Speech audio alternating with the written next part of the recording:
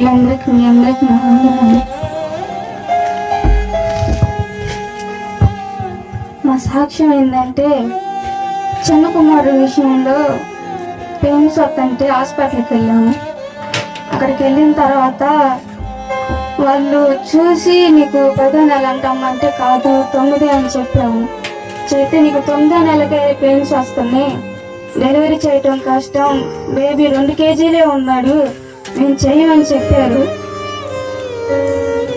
అయితే మేము మీరే చేయండి, మేము అక్కడికి వెళ్ళాం, మీరే చేయండి అని అడిగి 2 రోజులు అక్కడే ఉన్నాము. కానీ వాళ్ళు ఎంతసేపు చూసినా కానీ ఆ పెయిన్స్ ఆగిపోవడానికి ఇంజక్షన్ చేయటం, సెల్లలు ఎక్కించడం చేశారు కానీ కాన్పు మాత్రం చేయట్లేదు. వాళ్ళు మీరు గుంటూరు వెళ్ళండి, మేము చేయలేము, బేబీ చాలా వెయిట్ తక్కువగా ఉన్నాడు, మీరు గుంటూరు వెళ్ళాల్సింది, మేము చేయమని చాలా ఇబ్బంది పెట్టారు. రోజుకు 10,000 దాకా అవుతాయి, మీరు పెట్టుకుంటారా అని మమ్మల్ని అడిగారు. మా తల్లిదండ్రులు పిలిచి మాట్లాడారు, మేము పెట్టుకుంటాము, ఎంతైనా ఇబ్బంది లేదు, మేము ఎలాగైనా చేసుకుంటాం, మీరు చేయండి అని మేము బతిలాడాము. మేము ఎంత బతిలాడినా కానీ 2 రోజులు అలాగే ఉంచారు కానీ వాళ్ళు మాకు కాన్పు చేయలేదు. చాలా ఇబ్బంది పడ్డాను, అయినా వాళ్ళు చేయలేదు. గుంటూరు పంపించారు అని గుంటూరు వెళ్ళాము. గుంటూరులో ఎవరు పట్టించుకోలేదు. మా నాన్న రోడ్లో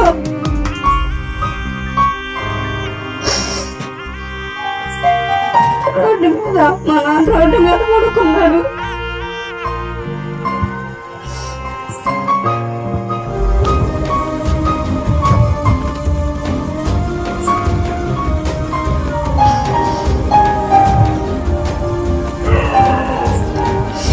ఎవరు రాలేదు.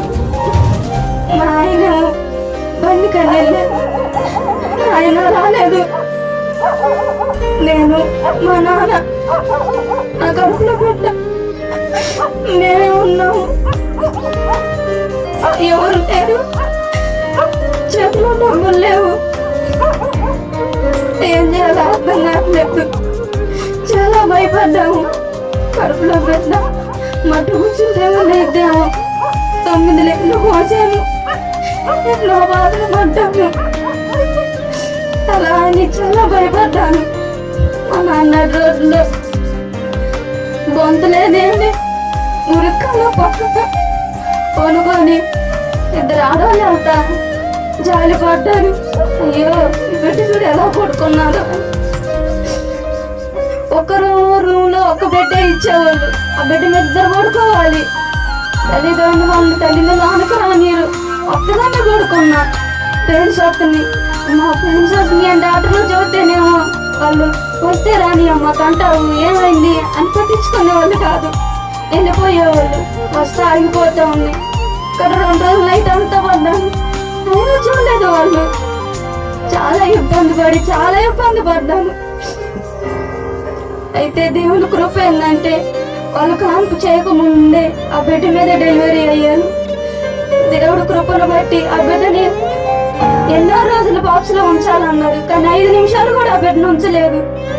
దేవుని కృపను బట్టి నా బిడ్డ ఇప్పుడు కూడా సజీవంగా ఉంది.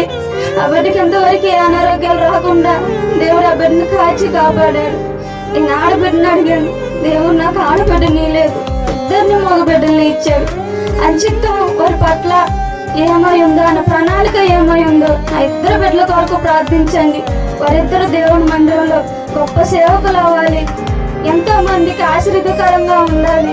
ఆ బిడ్డల కోసం మీరందరూ ప్రార్థన చేయమని మిమ్మల్ని అందరినీ వేడుకుంటున్నాను. ఇది నా సాక్షి.